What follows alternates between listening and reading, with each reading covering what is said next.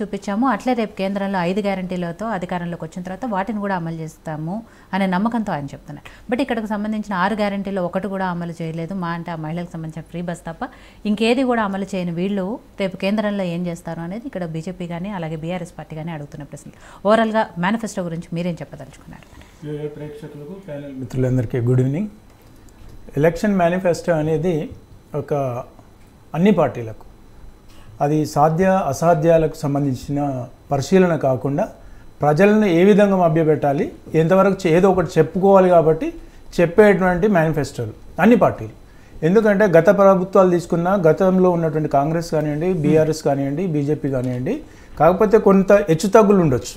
But manifesto ఏంటి అంటే ప్రజలను ఓటర్లను ఆకర్షించే విధంగా ఉండాలి, వాళ్ళకి ఏదో మనం చెప్పాలి కాబట్టి ఒక హామీ ఇవ్వాలి కాబట్టి చేస్తున్నటువంటి ప్రయత్నం. ఉదాహరణకు గతంలో బీఆర్ఎస్ ప్రభుత్వం ఏదైతే చెప్పిందో 3 ఎకరాల దళితులకు 3 ఎకరాల భూమి అనుకోండి, ముఖ్యమంత్రి అనుకోండి, నిరుద్యోగులకు అనుకోండి, అంటే అట్లా ఎన్నో విషయాలు మేనిఫెస్టోలో డిమాండ్ చేసినటువంటి వైశ్య కార్పొరేషన్ అనుకోండి, రెడ్డి కార్పొరేషన్ అనుకోండి, ఇలాంటి ఎన్నో విషయాల్లోనూ కూడా వాళ్ళు తుంగలు దొక్కినటువంటి సందర్భాలు ఉన్నాయి. అంతకుముందు కాంగ్రెస్ ప్రభుత్వం కూడా అటువంటి సందర్భాలలో ఎన్నో చేశారు. అంటే ఈ తెలంగాణ ఉద్యమం మలిదశ ఉద్యమం స్టార్ట్ అవ్వక ముందుకు గతంలో తెలంగాణ రాష్ట్రం ఇస్తామనేటువంటి విషయాన్ని కానివ్వండి, లేకపోతే నిరుద్యోగులకు కానివ్వండి, గ్రామీణ ప్రాంతంలో ఉన్నటువంటి రైతాంగానికి కానివ్వండి, అటువంటి సందర్భాల్లో కూడా వాళ్ళు ఎన్నో విషయాలలో వాళ్ళు కూడా తాత్సారం చేసి వాళ్ళు కూడా స్కిప్ చేసినటువంటి సందర్భాలు ఉన్నాయి. ఉదాహరణకు బీజేపీ ప్రభుత్వం ఉన్నప్పుడు కేంద్రంలో ఉన్నటువంటి కొన్ని వాళ్ళు కూడా షరతులతో ఉన్నటువంటి మేనిఫెస్టోని వాళ్ళు కూడా పెట్టలేదు. అంటే మేనిఫెస్టో అనే దానికి అదొక బైబిల్ కాదు, అది ఎలక్షన్ల కోసం స్టంట్ను చేసి ఎంతవరకు పబ్లిక్ నమ్మితే అంతమందిని మనం మోసం చేయవచ్చు. ఒకవేళ నమ్మితే మనకు టర్నింగ్ పాయింట్, నమ్మకపోతే వాళ్ళకి ఇష్టం. మీరు నమ్మలేదు, మాకు అధికారం వేయలేదు కాబట్టి మేము ఏం చేయలేము. మీరు నమ్మి ఓట్లు వేసారనుకోండి, ఇక మీరు ఏం చేయలేరు, మా డిసిషన్ ఈజ్ బాలీజ్ ఇన్ మై అవర్ కోర్ట్ అనే ప్రాతిపదికనే ఉన్నాయి తప్ప దానికి చిత్తశుద్ధితోని లేవు. అందుకనే నేను ఆనరబుల్ సుప్రీంకోర్టుకి ఒక బీయింగ్ అయిన ఒక సిటిజన్గా నేను ఏం రిక్వెస్ట్ చేస్తున్నట్టే, పార్టీలు ఇచ్చేటువంటి మేనిఫెస్టోలకు ఒక చట్టబద్ధత కలిగించేసి వాళ్ళు ఏ ప్రాతిపదికన ఇస్తారు, దానికి వచ్చేటువంటి ఆర్థిక వనరులు ఏంటి, వచ్చేటువంటి కలెక్షన్ ఎక్కడి నుండి వస్తుంది, మీరు ఎక్కడ స్పెండ్ చేస్తుండ్రు, మీ గణాంకాల ప్రాతిపదికన ప్రభుత్వంలో ఇప్పుడు మహిళలకు ఇచ్చారు ఆయన ₹1,00,000 ఇస్తా అంటున్నారు, నిరుద్యోగులకు ₹1,00,000 అప్రెంటిస్ అంటున్నారు. అంటే ఇవన్నీ ఎక్కడికి వెళ్ళి వస్తుంది? ఈ రాష్ట్రంలో దేశంలో ఉన్నటువంటి జనాభా ఎంత, ఆ జనాభాకు ఉంటే ఏ ప్రాతిపదికన మీరు ఇస్తారు, ఎన్ని లక్షల కోట్ల రూపాయలు ఎక్కడి నుండి వస్తాయి అనేది ప్రశ్నించాల్సిన ఆవశ్యకత ప్రభుత్వాలకు ఉంది, ప్రజలకు కూడా ఉంది. అది ఆలోచిస్తున్నారు. కానీ దౌర్భాగ్యమైన పరిస్థితి ఏంటి అంటే ప్రజలు డయాస్ మీద అక్కడ ఉన్నారు. ఇప్పుడు వీళ్ళ డయాస్ అనుకోండి, వేరే డయాస్ అనుకోండి, ఒక 10 మంది మాట్లాడతారు, 10 లక్షల మంది ఎదురుగున్నారు, కానీ ఎవరు కూడా మాట్లాడేది కాదు కదా, one side love.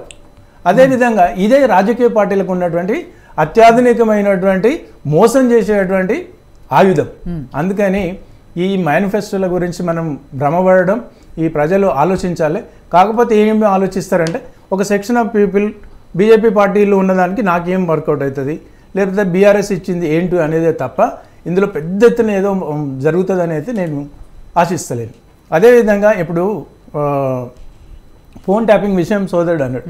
Phone tapping విషయం వస్తే అన్ని పార్టీలో ఊడలు అంటారు, అంటే వేర్లు మొత్తం వస్తాయి. అప్పుడు రేవంత్ రెడ్డి గారా లేకపోతే బీఆర్ఎస్ పార్టీ బీజేపీ వల్ల అందరి గుట్టు ఆయన దగ్గర పెట్టుకున్నాడు. ఇది ఎప్పుడైనా ఒక రాజకీయ నాయకుడు అంటే ఒక సీక్రెట్ అనేది ఒక పర్సన్ పెదవుల నుండి దాటిందనుకో అది ఎక్కడ కూడా అది నెవర్ ఆగదు.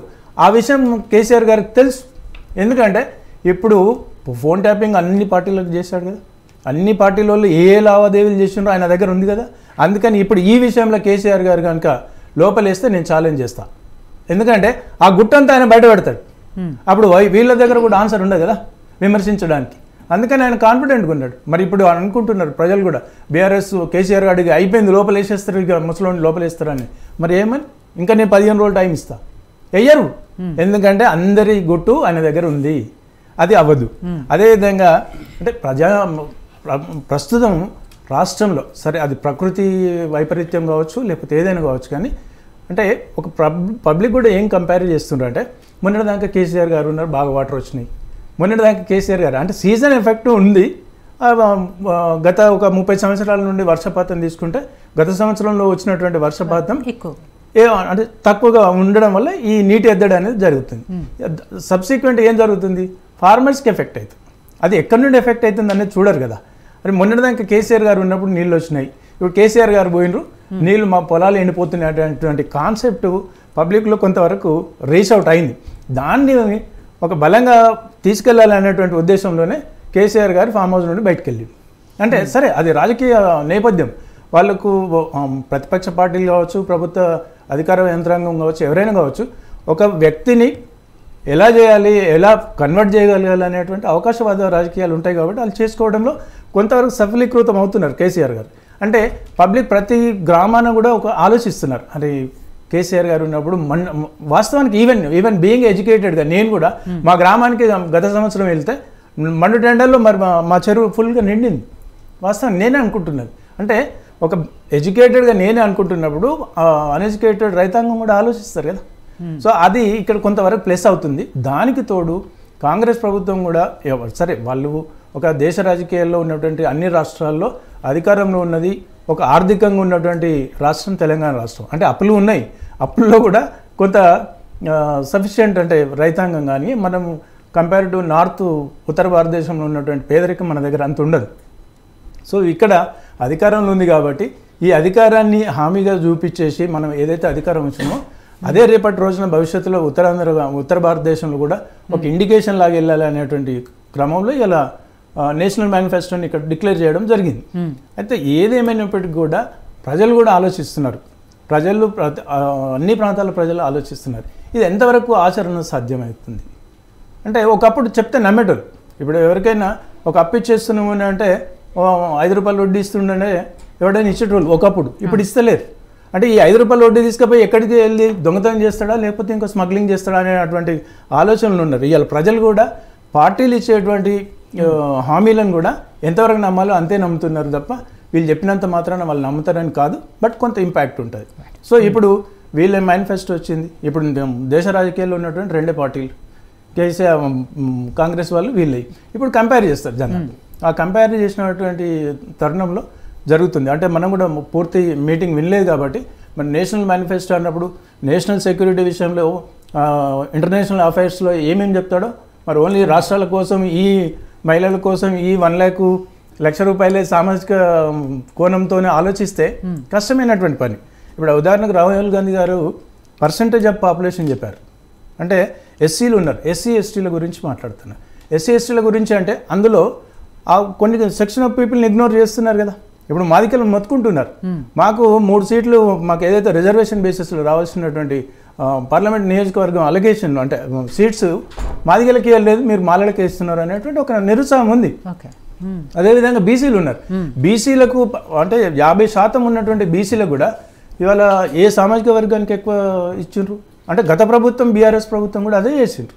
అంటే మీరు పాపులేషన్ బేసిస్లో మీరు వీళ్ళు కులగణన జరగాలంటారు, కులగణన జరిగి కూడా వేస్ట్ అని నేను అంటాను. ఎందుకంటే మీరు రాజకీయాల్లో అనగారిన ప్రజల్ని అప్లిఫ్ట్ చేయకుండా వాళ్ళ అభివృద్ధిని కాంక్షించకుండా వాళ్ళకి రాజ్యాధికారం ఇవ్వకుండా మీరు ఎన్ని కులగణనలు చేసినా ఏం చేసినా వేస్ట్.